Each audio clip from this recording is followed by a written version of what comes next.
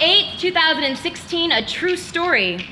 Sitting, drinking 2 shots over ice, chose the table because it was free, because it was in the shade, sitting next to a table with 2 boys eating Chick-fil-A.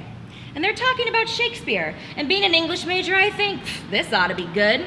And they're talking about sonnets, and which was that famous sonnet? Something about a summer's day, whatever, it doesn't matter. The famous one, that was written about a guy, and back then, writing about a guy didn't make you homosexual, you know? Didn't label you as gay, but today, the gays want to be gay.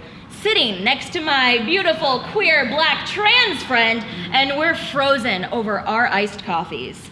Sitting, not making eye contact, but making thought contact because what is happening? What will they say next? Well, white boys keep going, keep spitting their truths. I found that the gays one says, you know, the gays that aren't super flamboyant, you know, the normal ones, like the ones that aren't super flamboyant, whatever, you know what I mean. Those gays are like the Jews.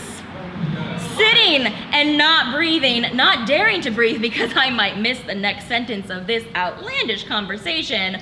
Where are the cameras? Are we being punked? And the guys explain, it's like these gays have something to prove. So like the Jews, they're hardworking and they become really successful. Those gays, everything they do is meticulous, you know, although they don't use the word meticulous because it probably isn't in their vocabulary.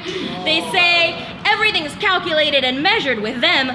They're really careful about who they tell they're gay. Like this one guy at work, he says, man, I was completely surprised when I found out he was gay. Like, he's military. He fought in Iraq.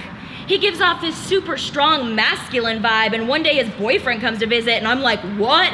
I did not see that coming. What was his boyfriend like, the other white boy asks. He was, I guess, a little more feminine.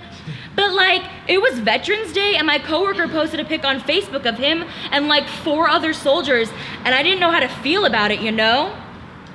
Sitting, biting my lip, wishing I had started videoing this conversation as soon as they said Shakespeare, as soon as they said homosexual, as soon as I sat down at a table in Texas with my beautiful queer black trans friend with Ori on their flamboyant face and entered a different 2016 and hoping that this conversation was fabricated to get a rise, that they don't really think these things, that they didn't just say that normal gays are like the Jews, that they're not talking about Borat and Muslims now, that I had ordered more food to stuff in my mouth to silence my outrage. I chew on my straw.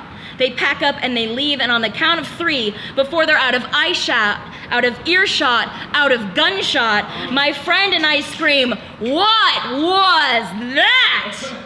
I'm still sitting here. My ice hasn't even melted, the sun hasn't moved, we're still in the shade, and the gays, the normal ones, are just like the Jews, and they have good handwriting, and Shakespeare wasn't a homosexual, even though he wrote about having sex with dudes, and the gays these days, they want to be gay, and did anyone in your high school come out and surprise you? And isn't it interesting when people are retardedly gay? Retardedly gay? Retardedly gay, and even though I sat in silent, I wasn't silent as they walked away, and I'm not silent now. This is my outrage.